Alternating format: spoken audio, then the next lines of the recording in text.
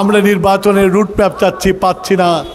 আপনার কাছে আবেদন করছি, আপনি অতি দ্রুত নির্বাচনী রুট ম্যাপ দেন, বাংলাদেশের মানুষকে স্বস্তি দিন।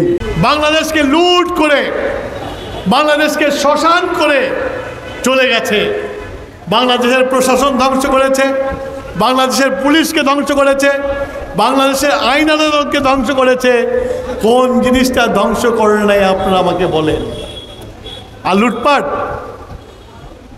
গাউস বলতেছিল আওয়ামী লীগের চেয়ারম্যান এমপিরা, আমার শহর, আমার জেলা সিরাজগঞ্জ, আমার নির্বাচনী এলাকায় এক চেয়ারম্যান হয়েছিল। সে ট্রাকের হেল্পার ছিল, পাথর উঠাইতো, তাকে চেয়ারম্যান বানাই দিছে। তারও কাছেও নাকি 500 কোটি টাকা আছে। আর একটা মহিলা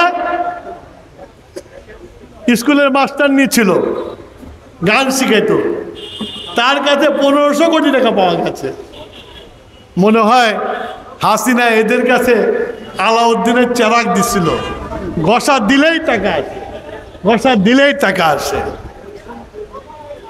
এইটা হলো শেখ হাসিনা।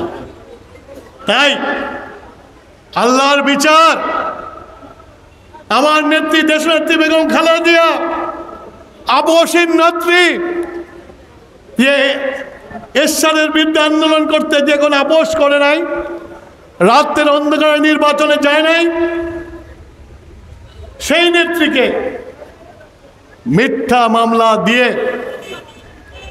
তাকে জেল দিয়েছিল। আমার নেত্রী হেঁটে হেঁটে জেলে গিয়েছিল। হাসিনা মেরে ফেলার জন্য তাকে অসুস্থ করে হুইল চেয়ারে উঠিয়েছে। রাখে আল্লাহ মারেকে, বেগম খালেদা জিয়া বেঁচে আছে। বেগম চেয়ার চোখের সামনে হাসিনার পতন দেখেছে। তার যে নির্যাতন, আমার মনে হয় আল্লাহ তাআলা এই হাসিনার পতন দেখিয়ে সে নির্যাতনের ব্যথা ভুলিয়ে দিয়েছে। আমার নেত্রীকে নেওয়ার জন্য কাতারের আমির প্লেন পাঠায়, আর হাসিনা মালবাহী সেনাদের হেলিকপ্টারে পালিয়ে দেশ ত্যাগ করে। এটাই হলো তফাৎ বেগম খালেদা জিয়া আর হাসিনার। হাসিনার বোধহয় গত 6 তারিখে যখন আমার নেত্রী ঢাকার মাটিতে পা দিয়েছিল, তখন যে হাজার হাজার লাখো লাখো মানুষ ক্ষত, এই করে আমরা হাসিনার পতন ঘটিয়েছি। সেই পতনের পরে আমরা আশা করতে পারি এদেশে একটি সুষ্ঠু নির্বাচন হবে। সেই নির্বাচনে যেই জয়লাভ করুক, সেই নির্বাচন সুষ্ঠু হতে হবে।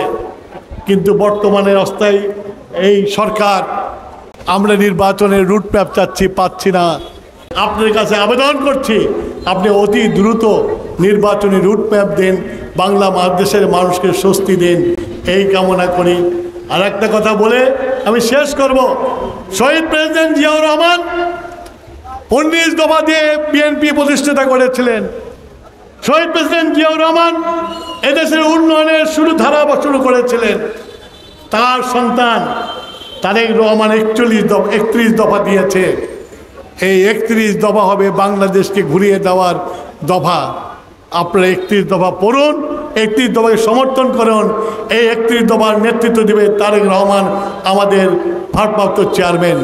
আপনারা তারেক রহমান এবং ম্যাডামের জন্য দোয়া করবেন এবং তাদের দীর্ঘায়ু কামনা করবেন, যেন বাংলাদেশকে একটা সুন্দর গতিশীল বাংলাদেশ করতে বলে। এই বলে আমার বক্তব্য শেষ করছি। আল্লাহ হাফেজ। বাংলাদেশ জিন্দাবাদ। শহীদ জিয়া অমর হোক। বেগম খালেদা জিয়া জিন্দাবাদ। তারেক রহমান জিন্দাবাদ। বাংলাদেশ জাতীয়তাবাদী দল জিন্দাবাদ, জিন্দাবাদ, জিন্দাবাদ।